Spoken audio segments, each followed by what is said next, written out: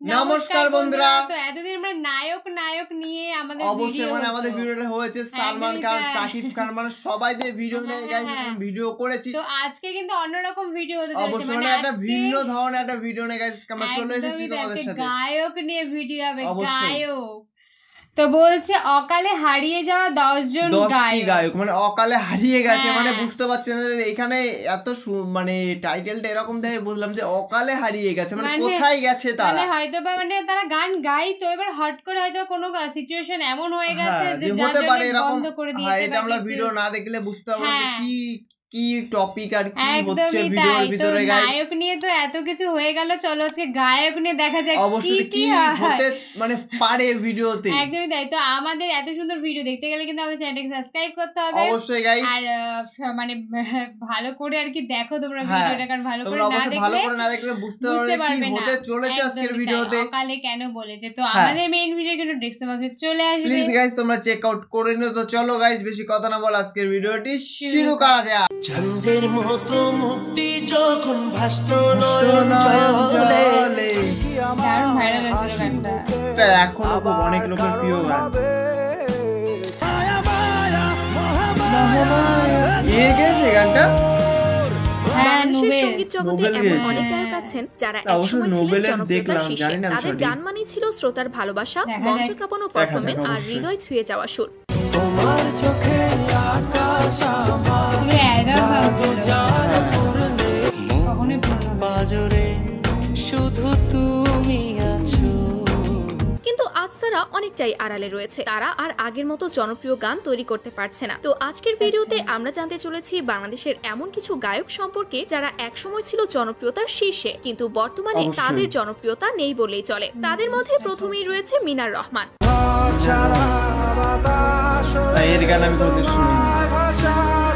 এক সময় বাংলাদেশে এমন কোন তরুণ তরুণী ছিল না যিনি মিনারের অন্তত একটি গান শোনেননি। আমি তোর চোখের দিকে তাকিয়ে কিছু চাই, তোর নাম না জানা অভিমানে কত দূরে ভাষা যায়। 2008 সালে গায়ক হিসেবে আত্মপ্রকাশ করেন মিনার, আর অল্প সময়েই শ্রোতাদের হৃদয়ে স্থায়ী জায়গা করে নেন। হাসি মুখে আবার কারণ হবে, তুমি আমার ডেকেছিলে এক মেঘে ঢাকা দিন। তার গানগুলো একটু শান্ত প্রকৃতির হয়, যেগুলো অল্প সময়েই মানুষের পছন্দের গান হয়ে ওঠে। কারণে অকারণে এই গানগুলো শুনেছি তো আমরা, আমি কি দেখেছি হায় একলা পথে দাঁড়িয়ে। কিন্তু এখন আমরা তাকে আগের মতো দেখতে পাই না, সে আর আগের মতো গান কন্টিনিউ করছে না। এরপর রয়েছে লাল শাড়ি গান খ্যাত সিঙ্গার এই গানটা তো পুরো মুক্তি যখন ভাসত নয়ন জলে, তবে ভালুকের বাসিলা স্বপ্ন কেন দেখাইলা। 2005 থেকে 10 সালের দিকে তার ছিল স্বর্ণযুগ। সেই সময় সোহাগ ছিল এই গানটা কিন্তু এখনো খুবই চলছে। ইমোশন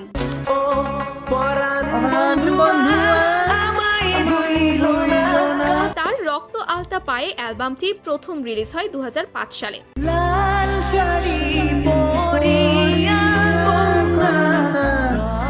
এরপর তিনি আরো অনেক গানের মাধ্যমে সকলের কাছে জনপ্রিয় হয়ে ওঠে। অনেক গান শুনেছি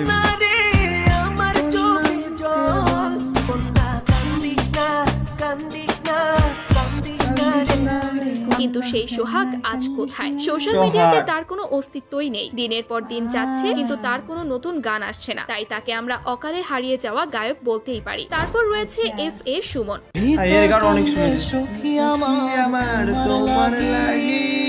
বাংলাদেশের অন্যতম জনপ্রিয় গায়ক ছিলেন FA সুমন। স্কুল কলেজ জীবনে তার গান শুনে অনেকেই ছ্যাঁকা না খেয়েও ছ্যাঁকার ফিল নিয়েছে।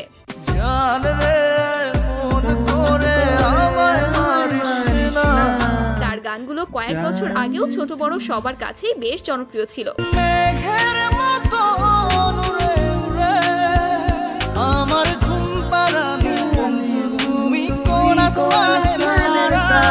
যদিও তিনি এখনো নিয়মিত গান করছেন, তবে তার গানে আগের সেই জনপ্রিয়তা এখন আর দেখা যায় না।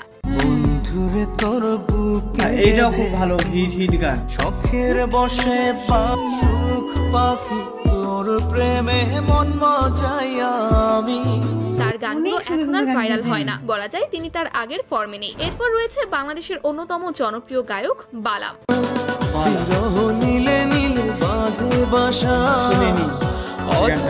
আজ থেকে 16-17 বছর আগে তার গানগুলো ছিল দারুণ জনপ্রিয়। চোখে চোখে চোখ পড়েছে কি বলবো।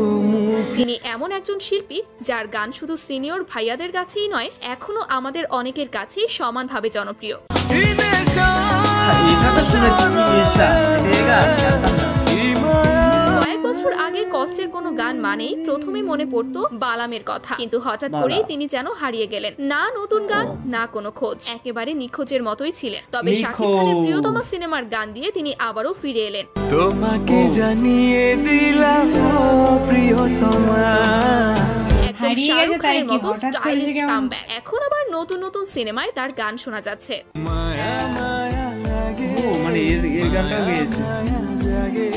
তো তারপর রয়েছে বাংলাদেশের গায়ক ও মিউজিশিয়ান আরিফিন রুমি।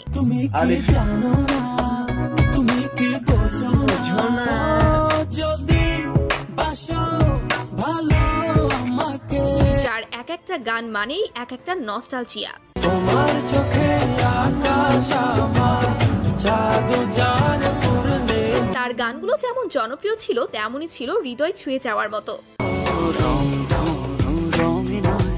নয় ঝর্ণা ধারাতে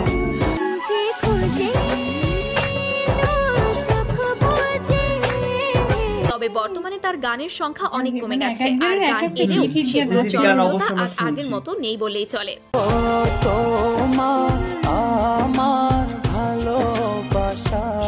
তো আরিফিন রুমি কার কার প্রিয় গায়ক ছিলেন সেটা অবশ্যই কমেন্টে জানাবেন। কিন্তু যাই হোক, এরপর রয়েছে হৃদয় খান।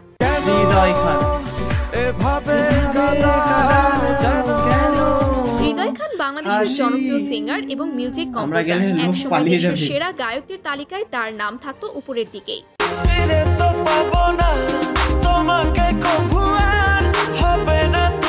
90 দশকের পোলাপাইন থেকে শুরু করে আমাদের জেনারেশন সবার কাছেই তার গান ছিল খুব প্রিয়।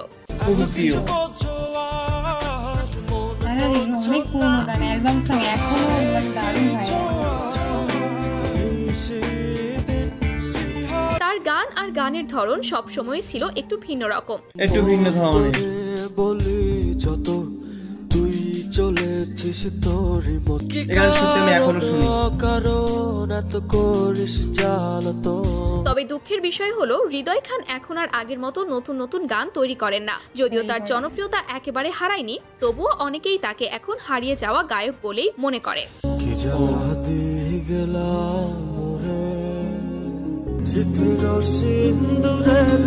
শীতের সিন্দুরে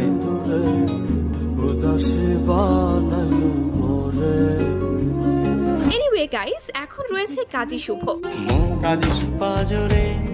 শুধু তুমি আছো। কাজী শুভ একজন অন্যতম জনপ্রিয় বাংলাদেশী কণ্ঠশিল্পী। সাত জন্মের তুমি কেন বোঝো না। তিনি তার সঙ্গীত জীবন শুরু করেন 2009 সালে। বিশেষ করে 2015-16 সালের দিকে তার জনপ্রিয়তা ছিল আকাশ ছোঁয়া।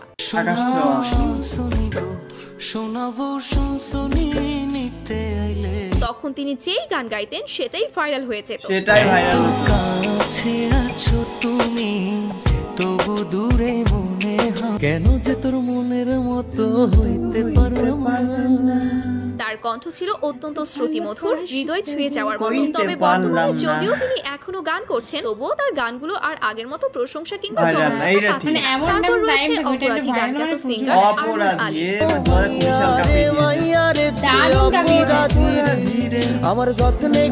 অপরাধী গানটি গেয়ে রাতারাতি আলোচনায় আসেন আরমান আলিফ। নামের পাশে সবুজ বাতি আর তো জ্বলে না, এখন রাত্রি জুইরা। সেই একটি গান তাকে এনে দেয় ব্যাপক জনপ্রিয়তা। এরপর একের পর এক গান রিলিজ করতে থাকেন। আমার ভেতর জুড়ে সুগুনে সর্বসবার, যেগুলোর অনেকগুলোই দর্শক শ্রোতার কাছে দারুণভাবে গ্রহণযোগ্য হয়। কার শহরের মায়ায় পড়ে ভুললি আমারে, যেই আকাশে আমার সাথে তারা তুই গুনতি, যেই শহরে থাইকা করলি প্রেমের সাধনা, শুনতে পারি না রে বেমান, ভুলতে পারি না।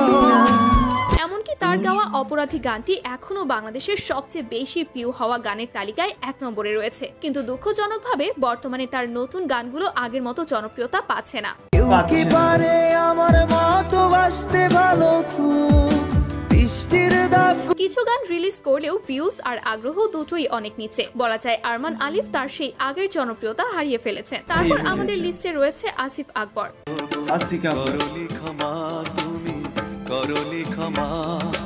একসময় বাংলাদেশের অন্তত একজন জনপ্রিয় গায়ক ছিলেন আসিফ। তাকে তো বাংলা গানের যুবরাজ বলে আখ্যায়িত করা হয়।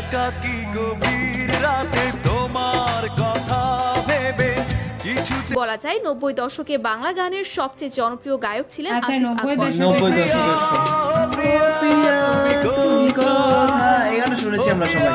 আর সেই সময় তার স্বনচিক ছিল। কিন্তু বর্তমানে আসিফকে আর আগের মতো গানে খুব বেশি দেখা যায় না।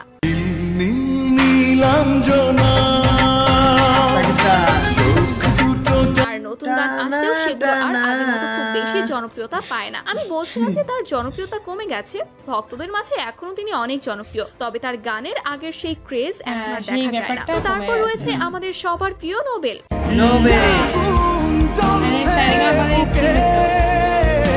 তার সঙ্গীত জীবন শুরু হয় জি বাংলার সারেগামা থেকে।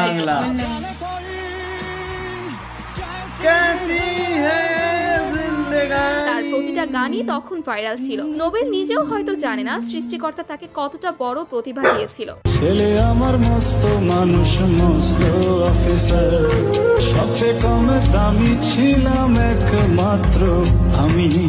মানুষ তাকে এতটাই ভালোবাসে যে অনেকেই তাকে জেমসের সঙ্গে তুলনা করে।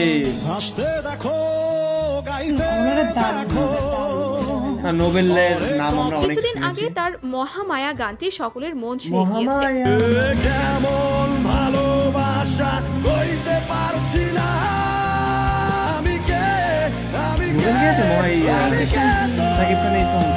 তবে দুঃখের বিষয় বর্তমানে তার ভালো কোনো কাজ সামনে আসে না, বরং সে নানা অশ্লীল কর্মকাণ্ড আর বিতর্কে জড়িয়ে পড়ে। সে এখন অনেকটাই হারিয়ে গিয়েছে। গ্রেপ্তার করা হয়েছে বিতর্কিত গায়ক মাইনুল আহসান নোবেলকে। তার বিরুদ্ধে অপহরণ, ধর্ষণ ও প্রাণনাশের হুমকির মামলা রয়েছে। তাকে বলা হয় নেশার জগতে হারিয়ে যাওয়া এক নক্ষত্র।